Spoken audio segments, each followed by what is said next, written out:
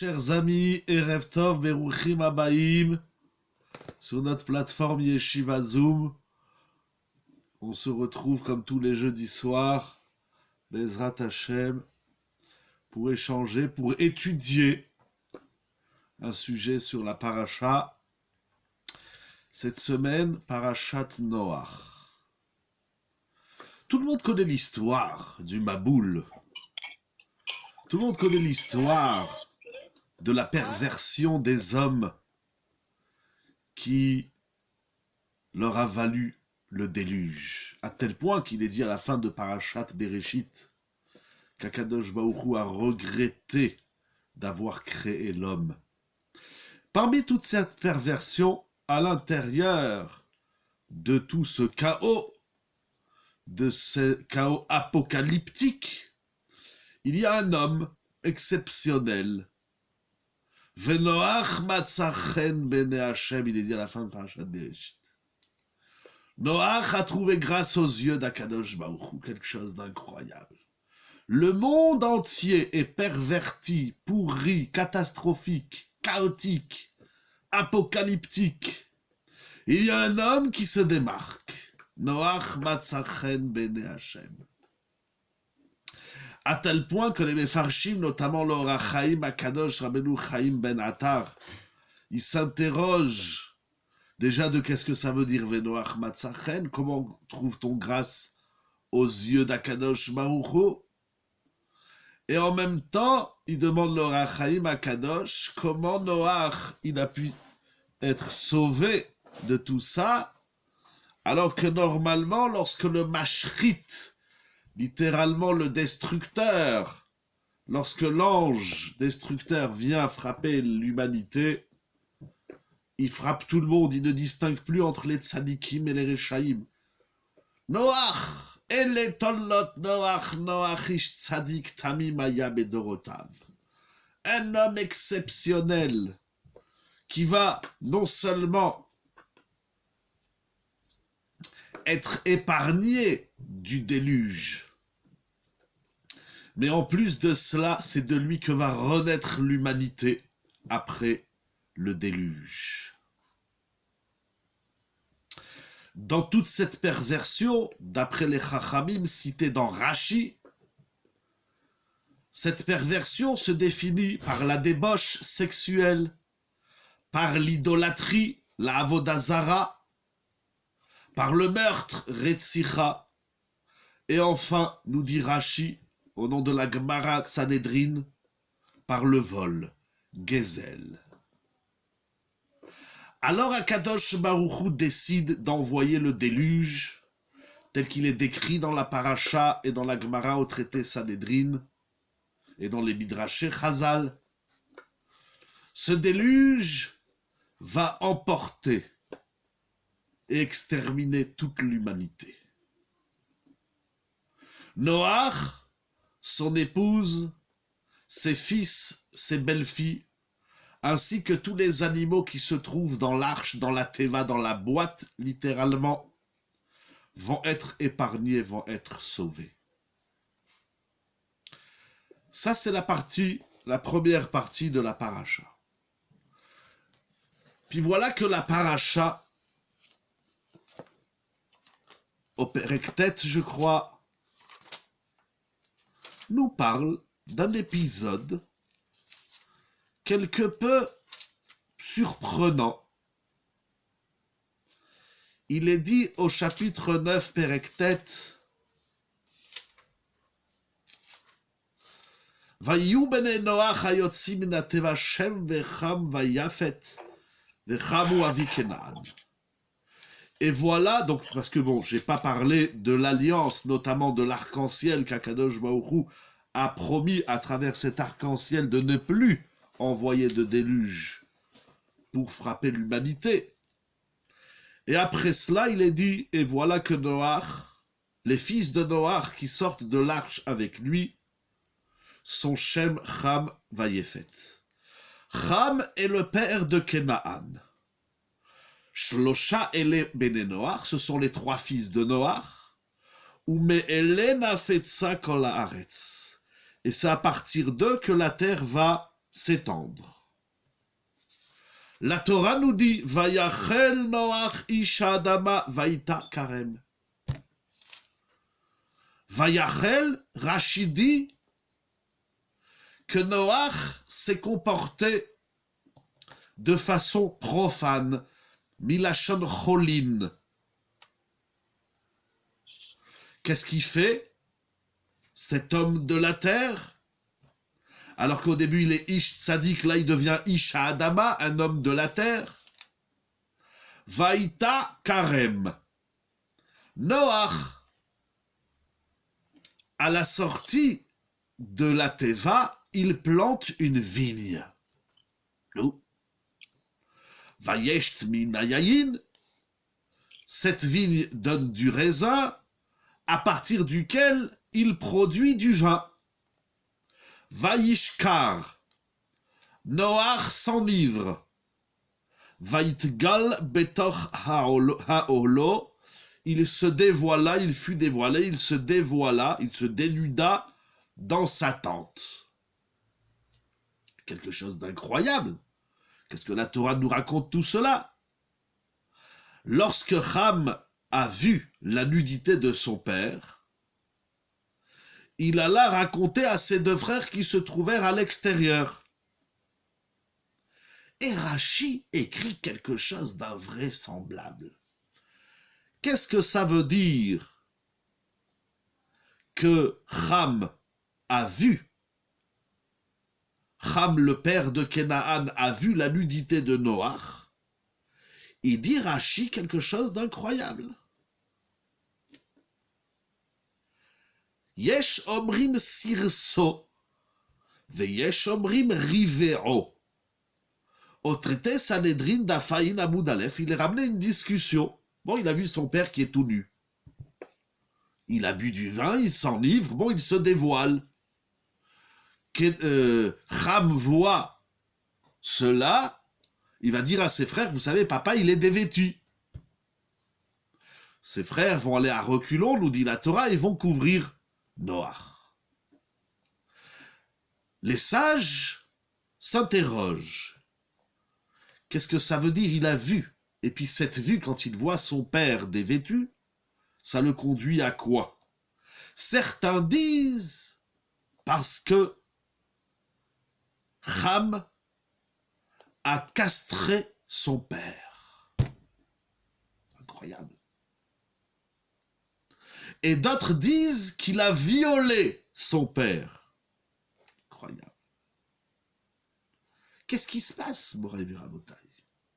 Noach, qui a appelé au début de la paracha Istzadik, que sa piété lui a valu d'être protégé du Maboul, et que sa tzidkout lui a valu de recréer, de relancer l'humanité, il devient tout d'un coup Ish Ha'adama, un homme de la terre, comme on dit aujourd'hui, un commun des mortels. Qu'a-t-il fait de si grave pour que la Torah nous le dise, nous indique? Vous savez, Noach, qu'est-ce qu'il a fait? Il a tout perdu, tout son niveau de Ish Tzadik Tamim Hayam Bedorotav. Il était tout en haut de l'échelle. C'est quoi? Pourquoi il a écarté l'ivresse? Pourquoi il a écarté l'ivresse? J'ai pas bien compris votre question. Noach, si vous voulez l'expliquer, Noach qui est tout en haut de l'échelle, il s'appelle Ish Tzadik. Et voilà qui devient Ish Adama. Qu'a-t-il fait de si grave? Il a planté une vigne, il a bu du vin, et il s'enivre. Pour ça, on perd tout son niveau de Ish Tzadik pour devenir un Ish Adama. Et pire encore, qu'est-ce qu'il subit de cette erreur? Il n'a pas pensé à l'ivresse en ville. Je reviens tout de suite à votre question. Qu'est-ce que ça va lui coûter d'avoir planté cette vigne, d'avoir bu du vin, de s'enivrer et de se dénuder? C'est que son fils va le castrer ou le violer. Mais qu'est-ce qui se passe, Moray Birabotai? En quoi, disons, acceptons que de boire du vin, c'est grave. Pardon, plus précisément, que de s'enivrer, c'est grave. Mais de là, on perd tout son niveau de Ish Tzadik à Ish Ha'adama. De là, on subit une castration ou un viol. Qu'est-ce qu'il a fait de si grave? Elle est où son erreur? Vous comprenez le problème? Alors, Rashi nous dit,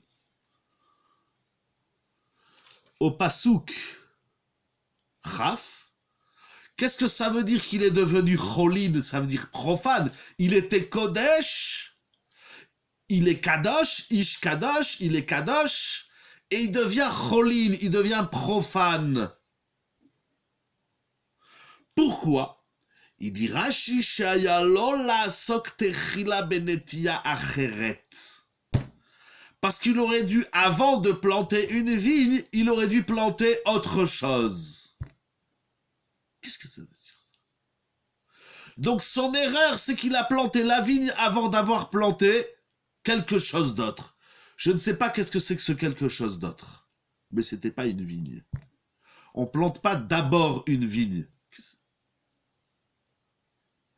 Alors vous demandez très justement, n'a-t-il pas pensé que la vigne qu'il allait planter, de là il allait produire du vin et s'enivrer? Il faut expliquer plusieurs choses dans votre question. D'abord, nous voyons de Rashi qu'on ne lui reproche pas d'avoir planté une vigne et de s'être enivré. On lui reproche qu'il a planté la vigne en premier. Ça change qu'en premier, en deuxième. Qu'est-ce qu'il raconte? Qu'est-ce qui s'est écrit ici, mon Rav Rabotai? Deuxièmement, Noir a peut-être retrouvé la madriga de Adam Arishon, Isha Adama. Quand je dis Ish Tzadik et il a perdu une Isha Adama, je l'ai lu, peut-être dans le Midrash, j'ai oublié. C'est pas mon diouk, mais Adama, chez l'homme, c'est le niveau le plus inférieur. L'homme, il doit monter de Adama à Adamé. Jusqu'à ressembler à Hachem, on ne reste pas Isha Adama. Isha Adama, c'est très primaire. Vous comprenez le problème? Alors, ok, il a bu du vin, il s'est enivré. Disons que s'enivrer, c'est pas bien. J'accepte. Le Rambam dit, Rambam dans Moreh Nevuchim, dit que l'ivresse, c'est une faute grave. Pourquoi? Parce qu'on perd son sechel. Parce que lorsque l'homme est ivre, alors il n'a plus la tête en place. Mais, encore une fois, est-ce que ça détruit tout ce qu'il a construit, tout ce qu'il a travaillé sur sa personne? Il était Ish Tzadik. Et est-ce que ça valait le coup qu'il subisse cette castration ou ce viol? S'il subit de tels actes barbares et cruels, immoraux, c'est qu'on lui reproche quelque chose d'essentiel, de profondément grave. On ne subit pas un viol ou une castration juste parce qu'on a bu du vin et on s'est enivré. Et encore une fois, Rachid nous dit que son erreur, c'est qu'il a planté la vigne en premier. Il aurait dû la planter en second. C'est-à-dire qu'en soi, planter la vigne, c'est pas quelque chose de grave. Ce qu'on lui reproche, c'est qu'il a fait en premier alors qu'il aurait dû le faire en second. Qu'est-ce que ça veut dire, mon ami Rabotai? Les chaim, c'est pas du vin, mais les chaim. Alors, dans un premier temps, nous allons laisser cette question de côté. Blinéder, ce soir, je vais vous donner, pas une réponse, mais une façon de lire la paracha, je vous propose. Mais dans un premier temps, laissons cette question de côté et revenons en arrière. Revenons au Perek Vav, 3 chapitres auparavant. Qu'est-ce qui est écrit au chapitre 6? Donc, Dieu, Akadosh Baruch Hu dit à Noach, la terre s'est pervertie, les hommes sont des sauvages, je vais amener le Maboul sur la terre. Très bien. Et toi, Noach, j'ai vu que tu es Otra Raïti Tzadik Badorazé, je crois que c'est à peu près les mots de la Torah. Toi, j'ai vu que tu es un tzadik, alors je vais te sauver. Ok. Enfin, ok. Super. Oh. La Torah, je comprends pas qu'est-ce qu'Akadosh Baruch Hu dit à Noach. Il lui dit, je vais amener le Maboul, je vais te sauver. Sauver Noach. Et de Noach, je vais rebâtir, reconstruire le monde. Très bien. Et voilà que Akadosh Baruch Hu, il demande à Noach quelque chose de particulier. Il lui demande de faire un bateau. N'y a-t-il pas d'autre moyen de sauver de Noach que de lui demander de faire un bateau? C'est tout ce qu'Akadosh Baruch Hu il a trouvé, de dire à Noach, fais-toi un bateau. Aujourd'hui, on dirait, fais-toi une fusée, va dans l'espace. Il y a même des Mefarshim qui demandent pourquoi Hachem il a pas dit à Noach d'aller en Eretz Israël. Je crois que c'est le Me'am Loez qui ramène cette question, puisqu'en Eretz Israël, d'après une version, dans la Gemara, c'est une discussion, d'après une version, dans la Gemara, il n'y a pas eu le Maboul en Eretz Israël. Il va faire un bateau. Avançons dans les psukim. Perek Vav Pasuk Dalet, fais-toi un bateau, une boîte plus précisément, en bois de gopher. Peut-être que vous me regardez comme quelqu'un de chelou, mais vous savez que la question que je demande, c'est Rashi qui la demande. Rashi dit, mais il y a plein de façons. Arbe revach ve'atsala. Les fanav. Ve'lamay tricho be'minyanze. Il y a plusieurs façons de sauver Noach. Alors pourquoi Hachem lui demande de faire un bateau? Rashi, il a une réponse. Ce soir, je prends la question de Rashi. Mais ensuite, non seulement Akadosh Baruch Hu lui demande de faire une boîte, mais il va même lui dire avec quel matériau il faut faire cette boîte. Il va dire, tu vas faire cette boîte avec du bois de gopher. Pourquoi Hachem il a besoin de lui dire tout ça? Bien sûr, parce que le bois de gopher, c'est un bois qui est solide face aux eaux tumultueuses du Maboul. Hachem il a besoin de lui dire. Faire un bateau. De toutes les façons, le Maboul, c'est pas pour demain. Le Maboul, il va être déclenché que dans 120 ans. Vous vous rendez compte? C'est pas dans une semaine, dans 2 semaines. Vite, vite, vite, faut faire un bateau. Alors, je vous dis à Noach, fais-toi un bateau. Débrouille-toi. Pourquoi il a besoin de lui dire avec quoi on fait le bateau? Et non seulement il va lui dire comment il fait ce bateau, en quel bois, quel matériau. Il lui dit même, dans ce bateau, tu vas faire des kinim. Des compartiments. Donc non seulement, ce que je comprends pas, c'est pourquoi Hachem lui dit de faire un bateau. Deuxièmement, il lui dit avec quel matériau. Rabotai, c'est pas le Mishkan, c'est pas le Bet Amikdash. On n'est pas en train de construire un Bet Knesset, ou une yeshiva, un kollel. On est en train de construire une boîte pour sauver un bonhomme. Dans toute sa grandeur, bien évidemment. Un tzaddik. Et fais le bateau que tu veux. Fais la boîte que tu veux. Alors disons qu'Hachem, il lui apprend, il lui dit, voilà, tu vas prendre tel bois. Hachem, il lui apprend à construire un bateau. Et non seulement il lui dit, 1, de faire une boîte, 2, avec quelle boîte tu fais la boîte, il va même lui dire, lui expliquer l'aménagement de ce bateau. Il va lui dire, dans cette boîte, tu vas faire des compartiments. Mais quelqu'un de jour, il a qu'à laisser Noach se débrouiller, je fais le bateau comme j'ai envie de faire le bateau. Non, tu feras des compartiments, des kinim. Incroyable.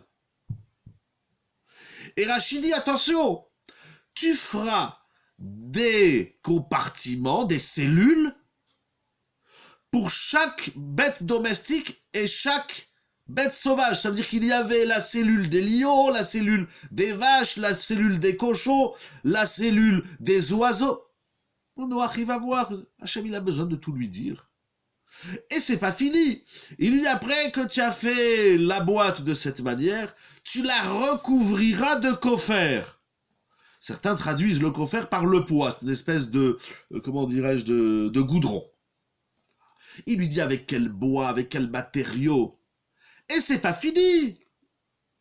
Il lui dit, et comment tu vas la faire? 300 coudées de longueur, 50 coudées de largeur et 30 coudées de hauteur, ce qui correspond approximativement à 150 mètres de long, 25 mètres de large et 15 mètres de haut.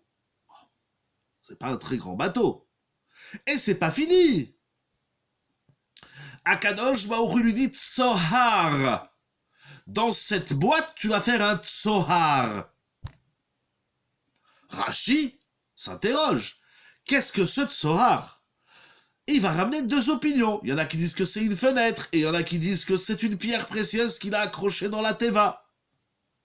Et il va même lui dire où il doit mettre ce tsoar. Ve'el amatechalena milmala. Tu vas la mettre en haut de la teva. Vous savez que la teva en haut, elle se terminait, c'est-à-dire elle était comme un triangle et il y avait une ama, une coudée. Il dit tu vas la mettre là, sur la coudée du... Il y a un petit plafond.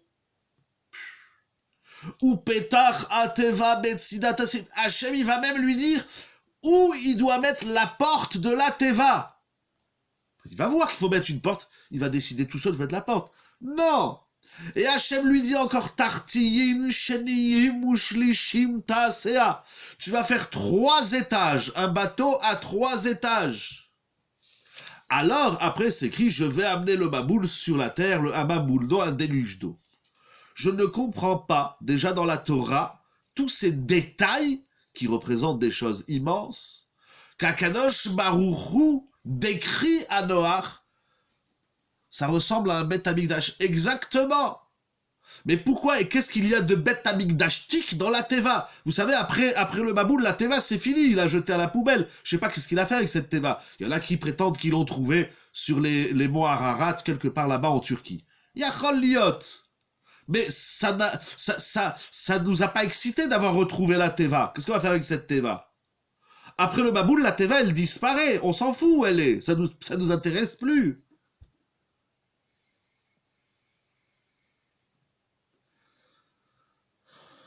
Je m'interroge pourquoi Kadosh Baruch Hu, il a besoin de tellement lui détailler la structure de cette Teva. Puis, si c'est pour Noach, bon, très bien. Mais nous, moi, quand je lis le Chumash, je dois comprendre quoi de tout ça, comment c'est écrit encore une fois, de la Teva, du Gopher, des compartiments, du Gopher, des dimensions, du Tsoar, des étages. Qu'est-ce que ça m'apprend, moi, là, tout ça? Et il a fait un bateau comme il a fait un bateau. Hachem, il a sauvé Noach dans un bateau. Il y a des gens qui savaient même pas que la Teva, elle faisait 150 mètres de long. Pourtant, c'est écrit dans le Chumash. Comprends pas. À quoi ça nous sert de savoir, de connaître la structure de cette Teva?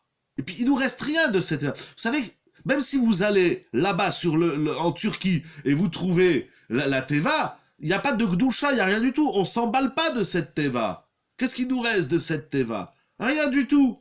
Il nous reste, bien sûr, son contenu. Il y avait Noach, il y avait les humains, Noach, sa femme, ses fils et ses belles-filles, et il y avait les animaux. Il nous reste le contenu. Mais la structure extérieure de la Teva, il nous reste rien du tout. Ça nous intéresse pas. Moi, ça m'intéresse pas. Puis ça me change quoi de savoir que la Teva faisait 150 mètres de long ou autre chose? Qu'est-ce que ça m'apporte? Il a fait une Teva, ben il a fait une Teva. Chazak ou Baruch. Et attention, tu feras des kinim, tu feras des compartiments, et chaque animal, il aura ce compartiment. Qu'est-ce qui nous reste de tout ça, Morav et Rabotai? Pourquoi la Torah nous raconte tout ça? Il n'y a pas des choses plus importantes que la Torah s'étale sur Shabbat, sur Kashrut, etc. Mais il a fait une Teva comme ci, comme ça, nous. Ça nous amène où, tout ça?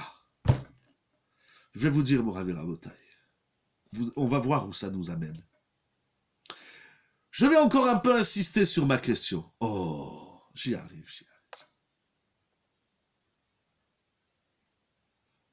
Vous avez dit la moitié de la réponse. Il manque l'autre moitié. Mais, bien dit. Je vais aller encore un petit peu plus loin dans ma question. Si vous regardez le Midrash Rabbah, dans Perek Lamed Aleph au chapitre 31 de Bereshit Rabbah, il y a des discussions dans les Tanaïm, notamment Rabbi Nechemia et Rabbi Yehuda, qui discutent, eux et d'autres maîtres de la Torah orale, de savoir comment la Teva elle est faite. C'est-à-dire que non seulement la Torah, elle nous donne des détails de cette Teva, de l'architecture de cette Teva, mais les Chachamim dans le Midrash, ils vont insister sur ce débat. Ils vont investir la question. Ils vont pas s'arrêter à ce qui est écrit dans le texte. Comme j'ai dit déjà, Rashi ramène Sohar, est-ce que c'est une fenêtre ou une pierre précieuse? Moraï et Rabotaï, ça change quoi de savoir comment il s'est éclairé Noach dans la Teva? Est-ce qu'il avait des néons? Est-ce qu'il avait du LED? Ou est-ce qu'il avait une cheminée? Ça change quoi? Et les Chachamim dans le Midrash, ils vont même jusqu'à discuter de savoir c'est quoi ces 3 étages. Est-ce que Noach il est en haut, les animaux au milieu et les poubelles, les déchets dans l'étage inférieur? Ou bien il y a même une opinion dans le Midrash qui dit Lamed Aleph Yud Aleph. Voilà, il y a même une Midrash qui dit non. En bas, il y a les animaux impurs. 2e étage, il y a Noach, ses enfants et les animaux purs. Et les poubelles, c'est au-dessus, au 3e étage. C'est incroyable. Bon, ça change quoi si les poubelles, elles sont en bas ou en haut? L'essentiel, c'est que Noach, il n'est pas dans le même étage que les poubelles. Et ça change quoi si Noach, il est dans l'étage, au 3e étage, ou s'il est au 2e? Et le Midrash, je vais juste vous montrer une photo. Je ne sais pas si vous allez bien la voir sur l'écran. On va essayer. C'est déjà pas mal qu'on a Zoom et toute cette technologie. Mais il y a une grande discussion entre Rabbi Yehuda et Rabbi Nechemia. Quel est le nombre des compartiments qu'il y avait et leur taille et leur fonction? Pourquoi je vais vous montrer? Parce que les commentateurs du Midrash, ils ont même... je ne sais pas si vous allez voir. Vous voyez cette page? Celle-ci, là, vous voyez, on voit pas très bien parce que c'est que des carrés et des traits. Voilà, à peu près comme ça. Voilà. Les Mefarshim, ils se sont même évertués de nous faire un dessin, un croquis, pour expliquer la thèse de Rabbi Yehuda et de Rabbi Nechemia. Ce que je veux comprendre, vous avez compris, pourquoi il nous est si important de connaître toute cette structure de la Teva et de s'en investir. Il y a des grands Mefarshim, Rashi, bien évidemment le Etz Yosef, le Matnot Keuna, et beaucoup encore qui vont expliquer où est-ce qu'elles sont les compartiments, comment il allait d'en haut vers le bas. C'est tout simplement impressionnant. Ce qui m'impressionne le plus, j'insiste encore un point sur la question, on va aller après directement à la réponse. Ce qui m'intéresse le plus, mais même les Rishonim, si vous regardez le Even Ezra par exemple, le Ramban et d'autres Rishonim, ils discutent aussi de l'aspect extérieur. Est-ce que c'était comme une boule? Est-ce que c'était comme un triangle? Et où est-ce qu'elle est la porte? C'est impressionnant de voir que tous ces maîtres de la Torah se sont tant investis pour comprendre l'architecture et la structure de la Teva de Noach. Donc pourquoi Kadosh Baruch Hu, pourquoi la Torah nous détaille toute cette comment on va dire, toute cette Teva, tout simplement? C'est la structure de l'homme. J'aime beaucoup ce que vous dites, mais il faut le développer davantage. Et par quoi elle commence la structure? Je vais toucher un peu ce que vous dites aussi. C'est de quoi la structure? 300 mètres comme ci, 150 mètres de là, que ça nous apporte tout ça. Mais vous savez ce qui m'impressionne le plus?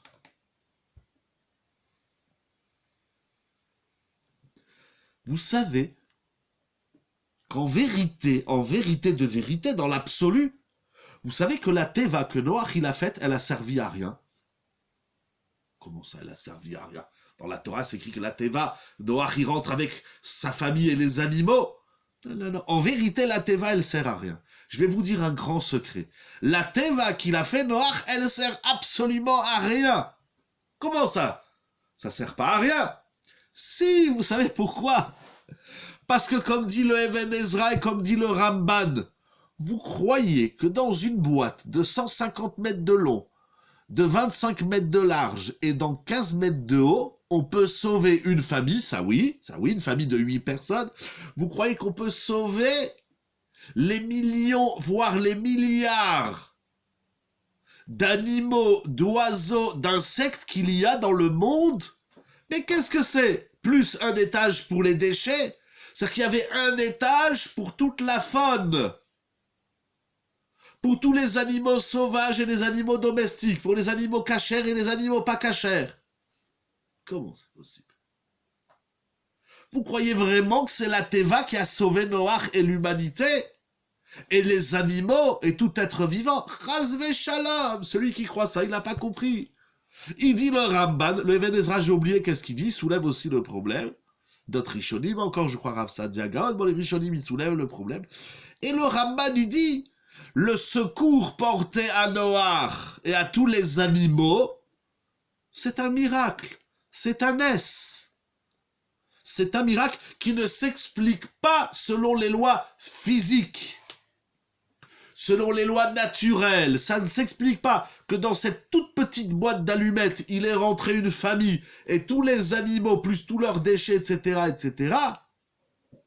Et en vérité, vous savez aussi la Gemara, je crois dans Zvachim, si je me trompe pas, elle dit, vous savez que la Teva, en plus de Noach, sa famille et les animaux et les déchets, il y en a encore 2 qui ont été sauvés, mais ils n'étaient pas à l'intérieur de la Teva, ils ont été à l'extérieur. Ils étaient sur le, comment on appelle ça, sur le haut du bateau, là, je veux qu'on appelle ça sur le... Bon, vous avez compris, ils étaient à l'extérieur de la Teva, sur le pont, voilà, je cherchais le mot. Il y en a 2 qui étaient sur le pont. Incroyable, sur le pont. Mais il y a le maboule à l'extérieur. Et là, m'a dit, où il y a le Rehem. Le Rehem, c'est un espèce d'animal gigantesque que toute la Teva, lui tout seul, ne lui aurait pas suffi. Donc, il était dehors. Et comment il était dehors, comment il tenait? Bon, la Gemara, elle décrit. Et il y avait aussi Og Melech HaBashan. Il y avait un géant qui s'appelait Og. Et Noach, il a fait une petite fenêtre, il lui donnait à manger. Et Og, il a attrapé la Teva. Donc, il y avait les habitants intérieurs, les internes et les externes. Vous croyez vraiment que cette petite boîte en gopher et en kofer, c'est elle qui a sauvé l'humanité? Non, le Ramban n'y dit pas du tout. Tout ça, c'est un miracle, c'est un ess. Alors la question grandit. Si de toutes les façons, c'est pas le bateau qui l'a sauvé, pourquoi on a tellement besoin de détails et de décrire la structuration et l'architecture de cette Teva, qui en vérité n'est là, comme dit Ramban, n'est là que pour voiler et pour cacher le miracle. Parce que lorsqu'il envoie un miracle, il faut toujours s'accrocher sur quelque chose de matériel. Pourquoi? Comment? C'est un autre sujet. Donc finalement, la Teva, ce n'est que pour maquiller le Ness, le miracle. Alors, à quoi ça sert de nous décrire et de discuter et de connaître comment la Teva, quelle est son apparence, son aspect, sa structure, si de toutes les façons, c'est pas elle qui va sauver Noach et tout ce qu'elle contenait. Voilà. Ça, c'est la question.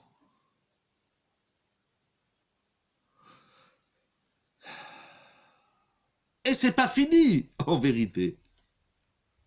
Parce qu'au chapitre 8, si on regarde bien, je croyais commencer la réponse, mais encore sur la question, excusez-moi, j'espère que c'est pas trop lourd. Mais si c'est pour bien comprendre le Yesod qui va sortir. Mais si on regarde bien le chapitre 8, attendez, c'est quel pasouk?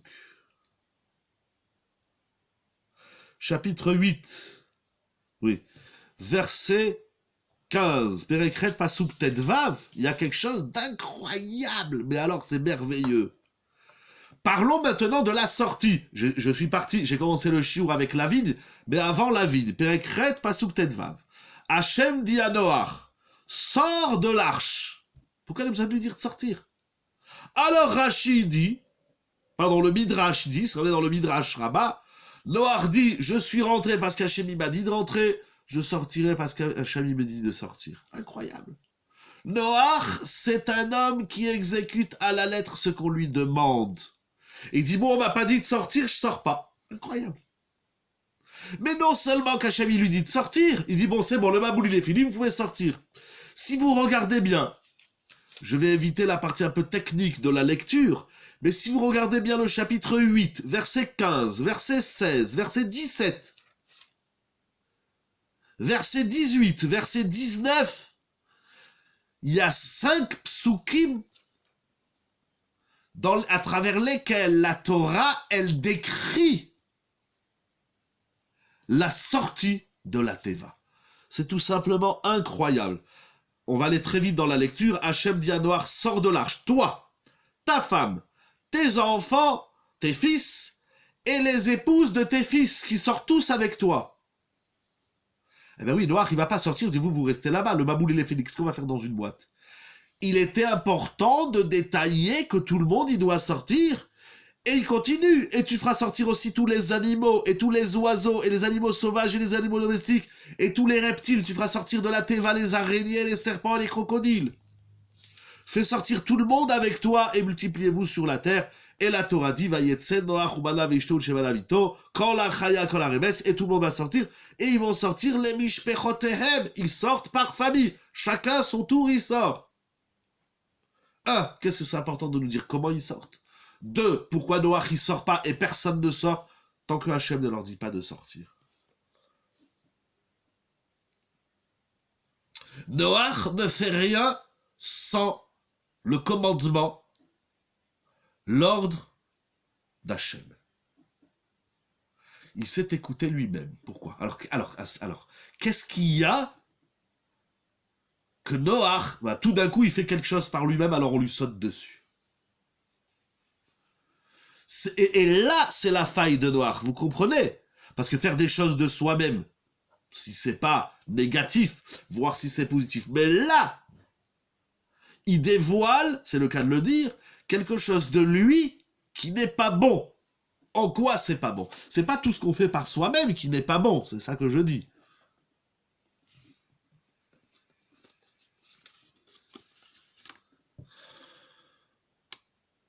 Voilà. Nous voyons, on va le dire en positif et en négatif. Avant l'histoire que Noach y plante une vigne, nous voyons un seder, vous l'avez dit tout à l'heure, Chazakoubaour, un seder, un ordre, pas dans le sens commandement, ordonné dans le moindre détail. Noach, il est sauvé. Mais pour être sauvé, non seulement qu'il doit faire les choses telles que Hachem lui demande, mais il doit faire les choses, il doit faire les choses telles que Hachem lui demande dans le moindre détail. C'est pas je fais la Torah et les mitzvot comme ça en général. Noach, dans le moindre détail, il doit suivre l'ordre, la structure, le mode. Tu veux être sauvé du maboul? Tu es un tzaddik.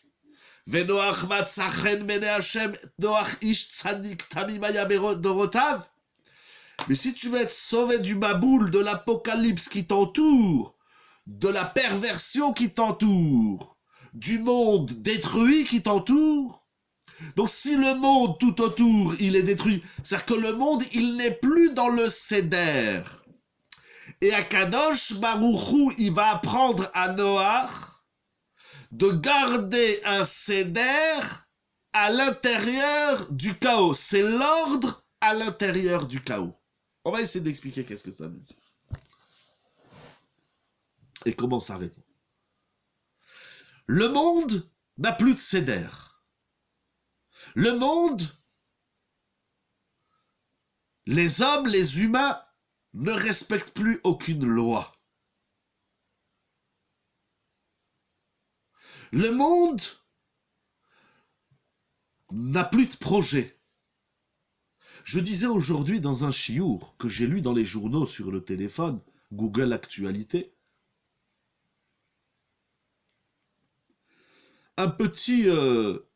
une petite anecdote de rien du tout, mais ça m'a interpellé. Ils disent que dans la région PACA, sur Nice notamment, ils veulent construire un espèce de télésiège qui va aller de Nice jusqu'à Saint-Laurent-du-Var. Ok. Ils font des métros, c'est très bien, j'ai rien contre.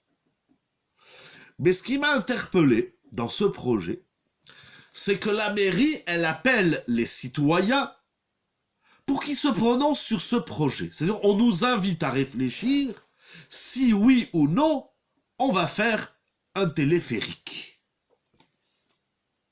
C'est rien de méchant dans tout ça. C'est pas, je critique rien du tout.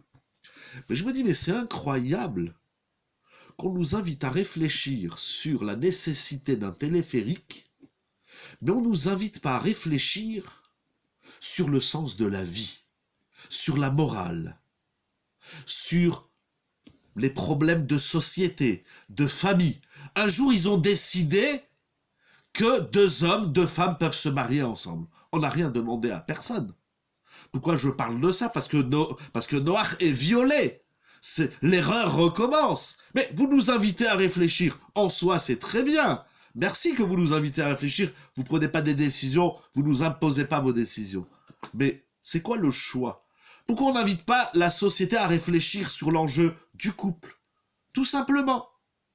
Les gens se marient, ils ont déjà divorcé avant même de se marier. Pourquoi on ne réfléchit pas sur les loisirs? Pourquoi on ne réfléchit pas sur l'éducation, sans être des grands philosophes, sur les valeurs de la vie? Bon, c'est déjà bien, et pas mal, qu'on est dans une société structurée. Il y a des sociétés où rien n'est structuré. Chacun fait ce qu'il veut, c'est la débandale. Ah, c'était juste une anecdote pour dire, voilà, on veut que toi, habitant de la ville de Nice, tu réfléchisses sur un téléphérique. Moi, j'ai d'autres soucis dans ma vie de réfléchir sur un téléphérique, vous comprenez? Pourquoi on n'invite pas les gens à réfléchir sur des vrais problèmes, sur des vraies questions de société? Comment on va s'occuper des vieux? Comment on va s'occuper des jeunes? Comment on va s'occuper des malades? Comment on va s'occuper du chesed, etc., etc. Non, ça, fais comme tu ressens. Alors on encourt un grand danger. Vous savez, Akadosh Baruch Hu, il aurait pu dire à Noach, le monde est désordonné.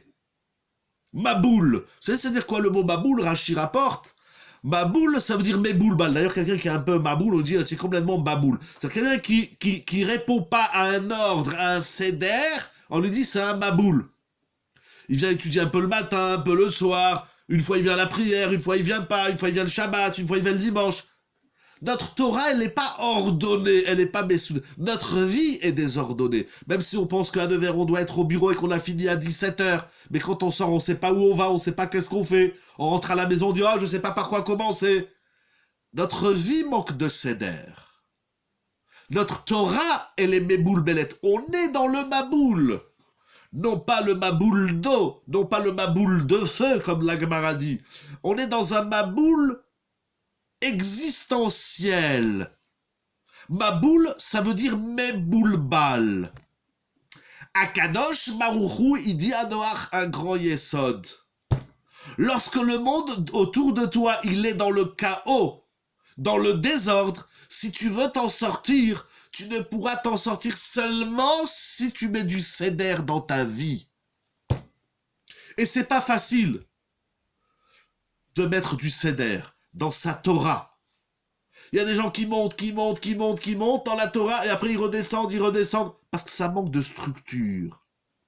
Non pas une structure qui va nous emprisonner, non pas une structure qui va nous étouffer, mais une structure qui va nous permettre de mieux apprécier chaque élément de la vie, de mieux apprécier la vie tout simplement, et de lui donner un sens plus existentiel, plus authentique, avec des valeurs. Akadosh Baruch Hu, il n'a pas dit à Noach, il y a le Maboul, sauve-toi, va dans une grotte. Non. Il fallait, pour sortir du bilboul, il fallait créer un seder. Et un seder, un ordre, c'est un ordre précis, défini. En français, le mot ordonné, rangé, connaît le même sens. Enfin, c'est le même mot, avec 2 sens différents, mais qui sont liés. Donner un ordre, c'est apprendre à faire de l'ordre. Faire de l'ordre, c'est pas quelque chose qu'on peut inventer. Parce que mon seder, c'est pas ton seder. On voit 2 personnes qui s'unissent. On appelle ça le mariage. Alors, monsieur a son seder, madame, elle a son seder. Comment trouver un seder commun? On a, par la suite, Bezrat Hashem, des enfants qui viennent. Et alors, il faut s'ordonner, se mettre en seder différent. Il faut s'adapter ou il faut adapter l'enfant. Je m'adapte au seder de ma femme ou je lui apprends, entre guillemets, je la ramène à mon seder. Qu'est-ce qui rentre dans la notion du seder ou qu'est-ce qui est fantasmagorique? Il y a des choses, on s'en fout, fais ce que tu veux. Pour sortir du chaos, il fallait de l'ordre. La force, ce moment exceptionnel, ce secours qu'a vécu Noach, il est extraordinaire, parce qu'Akadosh Baruch Hu, il lui dit, on va faire de l'ordre à l'intérieur du chaos. C'est un seder entouré, enveloppé de chaos. Comment créer une structure sans vouloir parfois s'évader? Point qu'il a planté une vigne. Oh, revenons à la vigne. Noach plante une vigne. Il dit Rashi, le problème de Noach, c'est qu'il a planté la vigne alors que c'est pas la première chose qu'il aurait dû faire. C'est-à-dire que Noach, il écrit Ravolbé dans Rouar Shlomo, dans la paracha de cette semaine. Je vais vous le lire dans les mots. Il dit notre maître Ravolbé. Shezo aita tauto shel Noach. Là se trouve l'erreur de Noach. Atvia aita sheushina et seder anetia. Ce qu'on lui reproche, soit on lui reproche d'avoir créé son propre seder, soit on lui reproche de ne plus avoir de seder. Parce que si j'ai mon seder, j'ai au moins l'avantage d'avoir un seder. C'est peut-être pas le bon, mais j'ai un seder. La Noach, il dira Volbé, chez Ushina et seder anetia. Il a désordonné l'ordre des plantations. Alken zeu onsho. Et elle est là, toute sa sanction. Ah, mais c'était dans Ravolbé que je l'ai lu. Meikara ya'ish kadosh, ulbasof unasa cholin. Noach, il a pris le seder à l'intérieur du chaos. Lorsqu'il sort de la teva, il sort du seder. Et ça, c'est dangereux. Et ça l'a fait tomber de très haut vers très bas. Et ça lui vaut une punition dramatique qui s'appelle une castration ou un viol. Quand il n'y a pas de seder, lorsqu'on est dans un univers non ordonné, désordonné, sans ordre, alors on s'expose à tous les dangers. Il retombe dans la perversion pré-baboulique. La castration, le viol. Comme ça, il écrit Ravolbé à la Vachalom. Vous savez, il y a le seder. C'est déjà en soi une grande notion. Dans la Torah, on a plein de seder. Rosh Hashanah, on a un seder. Pessah, on a un seder. Hanouka, on a un seder. Il y a des gens qui inventent. Il y a des gens qui imaginent un autre seder pour la Torah. Il faut rester fidèle au seder de la Torah. Maintenant, on peut commencer le travail que font les Mefarshim. Ils vont expliquer qu'est-ce qui est symbolisé à travers toute cette description de la Teva. Mais pour comprendre le fond du symbole, son idée profonde, il faut comprendre que ça s'inscrit dans une structure définie par Akadosh Baruch Hu. Noach, sortant de la Teva, il se défait du Seder. Regardez bien dans votre vie. Regardons dans notre vie. Est-ce que notre Torah, est-ce que notre vie, oui, il y a un Seder minimal, bien que et quoique, il y a des gens qui n'ont pas de Seder. Qu'est-ce qu'on fait aujourd'hui? On verra bien. S'il y a un Seder, je dis un double, excusez-moi l'expression, un double ridouche. Tout d'abord, s'il y a un Seder, alors il y a un seder à l'intérieur du chaos. Celui qui dit « Oui, mais le monde, on comprend plus rien avec ce Covid, avec tout ce qui se passe autour de nous. C'est le chaos, c'est fini. Voilà, c'est fini. » Non. Si tu vois un bilboul autour de toi, c'est que c'est toi dans ta tête qui aimais boule-balle. Apprenons, et c'est pas une tâche facile, mais c'est un des messages. Comment est-ce qu'on peut être un acteur, non seulement un acteur du seder, je dirais même un bâtisseur du seder. Il faut bâtir le seder. Il faut aller à la recherche du seder. Comment? C'est une grande question. Ravolbé nous aide beaucoup, il en parle dans Alei Shuchel et Kalef. Les bénis d'Israël dans le désert, ils ont un seder. Comment ils avançaient, comment ils marchaient. Le fameux seder des drapeaux, les dégalim. Un juif, un ben Israël, ben ça veut dire construire. Mais je vais vous dire un grand chidouche. Encore un grand chidouche. Avant de dire encore un grand chidouche,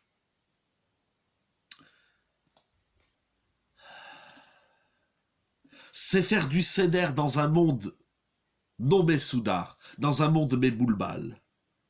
Ça veut dire aussi qu'on a un projet. Les gens qui n'ont pas de seder, ils n'ont pas de projet. Alors ils font, comme on l'appelle dans la halacha, hababeyado.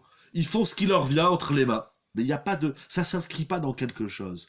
Le monde de la création d'après Rashi, Akadosh, vous savez, Rashi dit qu'Akadosh Baruch Hu, il n'a pas tout créé en 6 jours.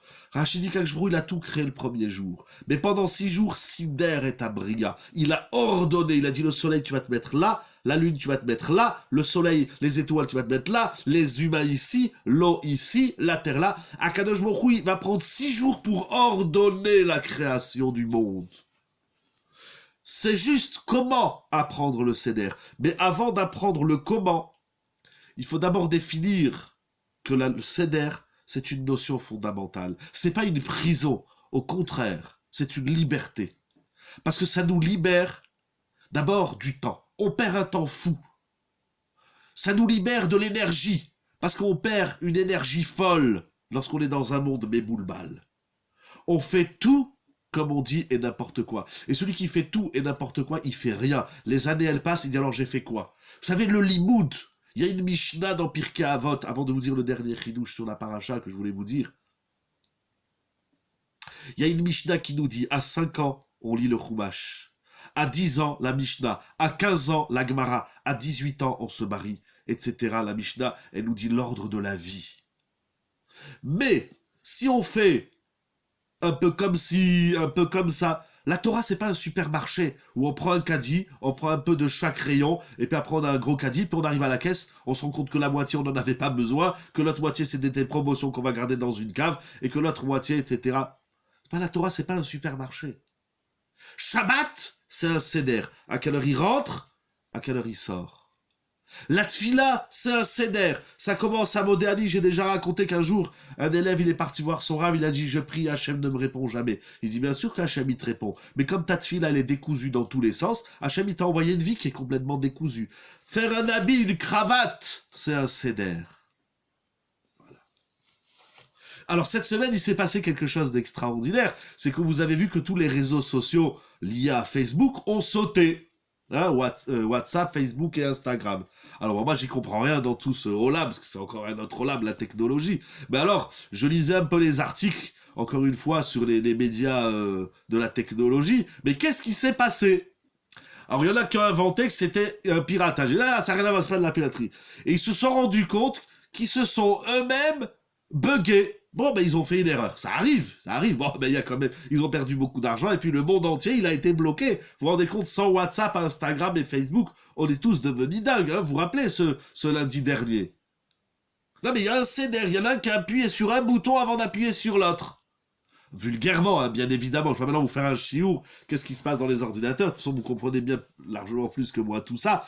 Mais ben, voilà, il y avait un programme, et puis le programme, eh ben, c'était pas le moment de le mettre. Eh ben, paf, ça a tout fait bugger. Voilà. Un petit machal. Cette semaine, ce qui s'est passé, c'est extraordinaire. La pluie, c'est un céder. Sinon, ça fait des inondations, ça fait des catastrophes, etc., etc. Le couple, c'est un céder. Lorsque monsieur il a son céder, madame son céder, ou lorsque chacun il a son céder, le deuil c'est un céder. Tout à fait. Tout est un céder. Alors je dis le céder c'est pour mieux apprécier les éléments. C'est un gain-temps immense. Et ça dénote aussi qu'on a un projet. Parce que quand on veut aboutir à quelque chose, on le fait pas n'importe comment, sinon on n'y aboutit pas. On sait que pour aboutir à une finalité, il faut passer par des étapes structurées pour arriver. Celui qui vit dans un monde sans céder, c'est qu'il n'a pas d'objectif. C'est qu'il ne sait pas où il avance. Et il ne sait même pas qu'il avance, et s'il le faut, il recule. Bon, arriver à Botaï, pour terminer. Et donc, c'est ça l'erreur. Akadosh Baruch Hu, il a appris à Noach de faire un céder à l'intérieur du chaos. Et voilà que Noach, lorsqu'il sort de la Teva, la première chose qu'il fait, c'est qu'il ne fait pas de céder. C'est les vacances. Tu veux te relâcher. Un jour, quelqu'un il m'a dit, mais moi, je comprends que Noach, il a bu du vin en sortant, il s'est enivré. Parce que Noach, après tout ce qu'il a vécu, il a besoin de boire vulgairement. Il a besoin de boire un bon verre un peu pour s'étourdir, la responsabilité qu'il avait. Je dis, c'est vrai, c'est possible. De Rachi et de Ravolbe, il sort. Tu veux boire du vin, c'était pas la première chose à faire. Et ça change quoi? Je le fais maintenant, je le fais après. Non, c'est pas la première chose. Il faut pas se rendre malade. Il faut pas que ça devienne une phobie. Il y en a quand il va au supermarché, il a tout ordonné dans sa tête. Quel rayon? Et puis si son mari va au rayon 2 avant le... Oh, détends-toi, tu vas aller là. Il faut pas se rendre malade. Encore une fois, le CEDER, c'est pour nous aider à développer des énergies enfouies et des potentiels que nous avons. C'est pas pour se rendre malade. Il y a des gens qui sont trop structurés. J'appelle ça du carrelage. On n'est pas du carrelage. C'est pas, il faut pas non plus aller à l'extrême. Bon, Rabbi Rabotai, vous savez, comment, vous avez demandé comment. Je ne pensais pas le dire de cette manière, mais je vais utiliser votre question. Avant de vous le montrer dans la paracha, un dernier point, quelle heure il est? On va terminer d'ici quelques toutes petites minutes. Cette semaine, ce Shabbat, c'est l'Aïloula de notre maître Rabbeinu Ovadia Yosef, Zecher Tzadik Vekadosh Libracha. Peut-être vous avez entendu parler de lui, peut-être vous n'avez pas entendu parler. Rav Ovadia Yosef, d'abord, comme tous les Gdolim, ils ont un seder. On passe pas de l'état Katan à l'état Gadol sans seder, sans structure, sans mode d'emploi. Si on utilise quelque chose sans mode d'emploi, on l'abîme, on le développe pas. Donc tous les Gdolim, ils ont un seder. De Katan, comme j'ai dit la Mishnah dans Pirkei Avot, on passe d'un état d'enfant à adolescent, à majeur, adulte, etc. C'est pas juste que c'est pas végétatif, voilà, ben avant j'avais 2 ans, maintenant j'ai 20 ans et après j'ai 2 siècles. C'est pas ça, on n'est pas des plantes. On n'est pas des légumes. Et encore, même les plantes et les légumes, il faut savoir s'en occuper. C'est un ordre. Si toi tu aimes le coca et tu donnes du coca à tes carottes, eh ben ça va pas sortir des carottes. Même pas des carottes au Coca-Cola. Il y a un ordre. Il faut respecter l'endroit dans lequel on se trouve, les gens qu'on rencontre, etc., etc. Chaque gadol, il est devenu gadol parce qu'il s'est fixé 2 choses. Un objectif, un point d'arrivée et une structuration de comment je vais arriver à ce point. On ne devient pas gadol comme ça. Ça, c'est le premier point qui touche tous les gdolim. Ceux qui sont habitués dans les livres, ceux qui connaissent Rav Ovadia Yosef, Alav Shalom, dans ses livres de Halacha, Yabia Omer, Yechave Da'at, Tarat Habayit, Alichot Olam, Chazon Ovadia. Moi, personnellement, je suis, comment dirais-je, impressionné, comme tout le monde d'ailleurs, de la connaissance surhumaine qu'avait cet homme. Les qualités intellectuelles qu'il avait de lire et de se rappeler, et d'apprendre, et les milliers de livres, il avait chez lui plus de 20 000 livres dans son salon, vous vous rendez compte? Un jour, quelqu'un m'a demandé pourquoi j'ai pas la télévision à la maison. Je lui dis, viens voir les murs, même si j'en avais une, je sais pas où je vais la mettre. Baruch Hashem, et je souhaite que ça soit comme ça chez tout le monde. Certes, c'est impressionnant. Rav Ovadia Yosef, il baignait dans un univers de Torah, et pas seulement de Torah, parce que Rav Ovadia Yosef, tout le monde le sait, et il ne s'est pas caché aussi d'avoir un parti politique en Eretz Israël, et donc de s'occuper aussi de la société. Et il a fait des choses énormes. Les centaines de Talmudei Torah, d'écoles, de mikveh, de synagogues qu'il a créées en Eretz Israël, c'est tout simplement incroyable. C'est incroyable, c'est inimaginable, ça dépasse l'entendement. Pourtant, on l'a connu, c'est de notre génération, on ne parle pas d'une autre génération. Mais ce qui m'impressionne chez Rav Ovadia Yosef, et ceux qui sont habitués à lire les livres du Rav Alav Shalom, ils vont très bien comprendre ce que je dis, c'est que dans cet univers déjà social dans lequel il baignait, il savait très bien ce qui se passait sur le terrain, il a réussi à apprendre aux gens que dans la vie, même si autour de nous il y a du chaos, il faut apprendre à se faire un seder. Il allait dans des moshavim, en Eretz Israël, dit quoi? Il n'y a pas de synagogue, il n'y a pas de mikvé, il n'y a pas de Talmud Torah. Allô, il appelait un donateur, j'ai besoin 100 000 euros pour faire tout ça. Le chèque, il arrivait.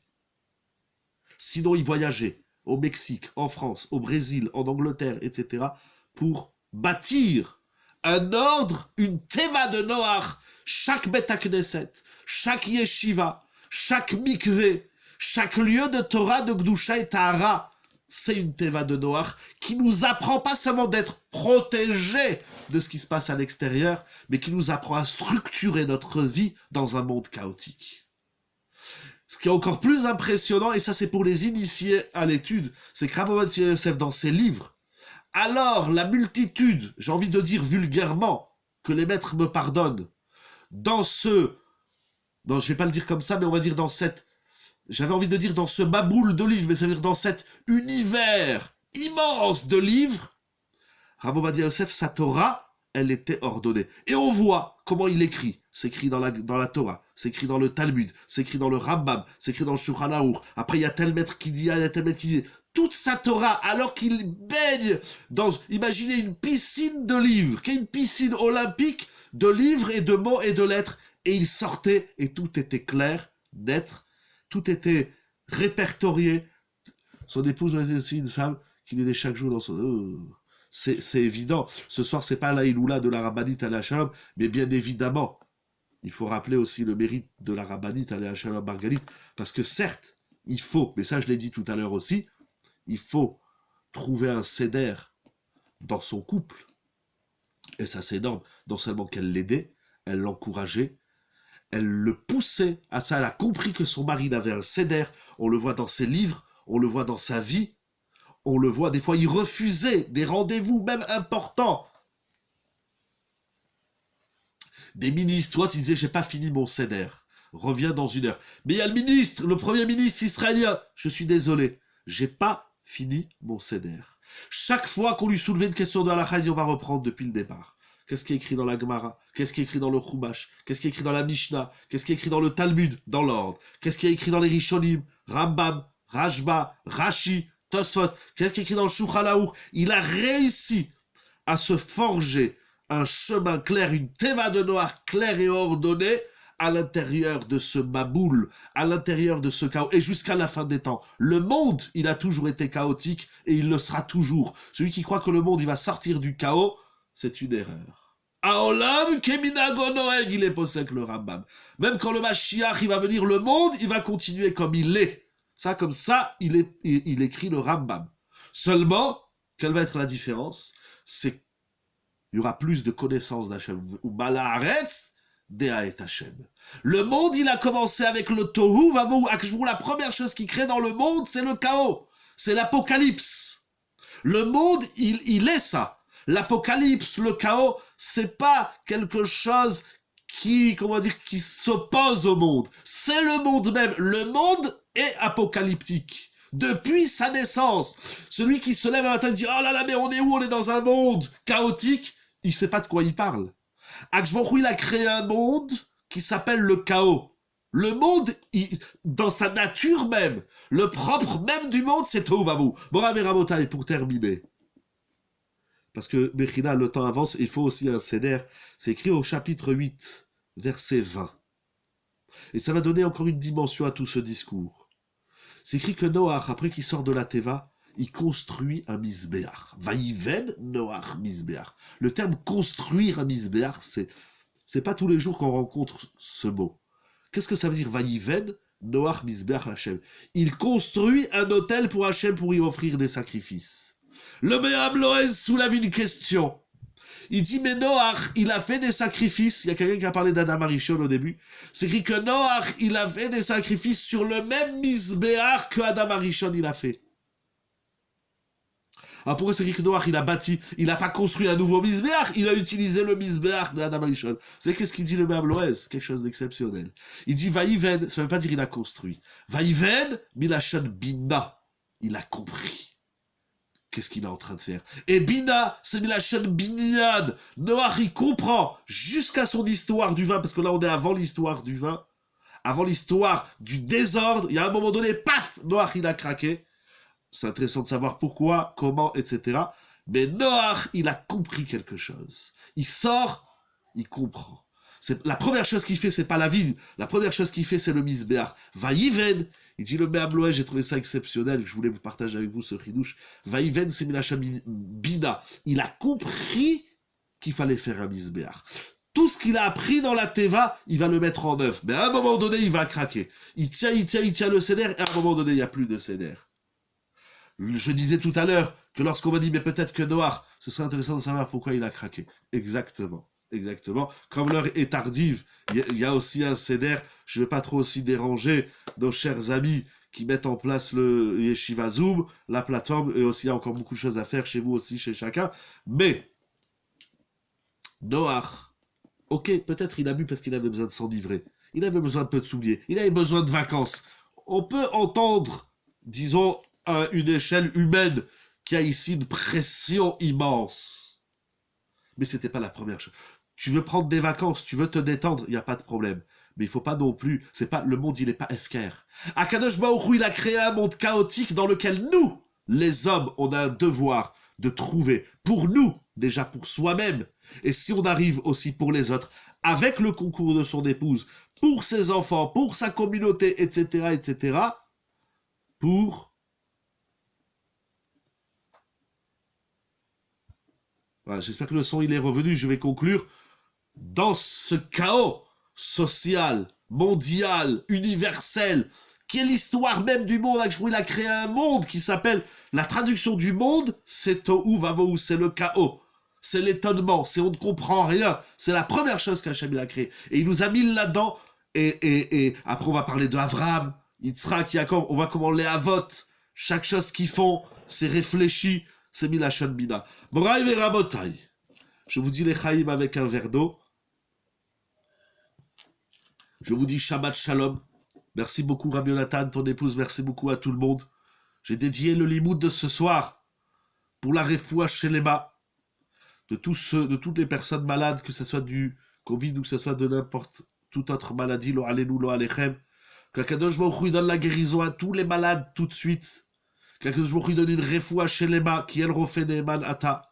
Et que Kadosh Baruch Hu fasse que tous ceux qui sont en bonne santé, qui le restent. Qu'Akadosh Baruch Hu, il nous donne, et il donne à tout le clan d'Israël, Bracha v'atzlacha Yeshuot Nissim Beniflaot, un déluge de bénédictions dans lequel on va, Bezrat Hashem, apprendre à structurer davantage notre vie pour atteindre l'objectif final, ou Mal'a Haaretz Dea et Hashem, Moraï et Rabotai, tout ça pour le dévoilement et pour la gloire d'Akadosh Baruch Hu. Je vous dis Shabbat Shalom. Merci pour vos brachot et vos souhaits qu'Akadosh Baruch Hu vechen lemar. Ils répondent à toutes vos tfilotes, à toutes les tfilotes du clan d'Israël. Amen Ken Yiratzon.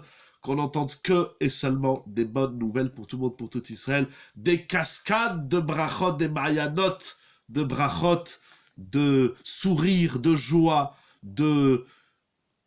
d'aboutissement de nos projets qu'on pourra atteindre Bezrat Hashem lorsqu'on apprendra et on arrivera à mettre de l'ordre dans le chaos. Shabbat Shalom ou Mevorach.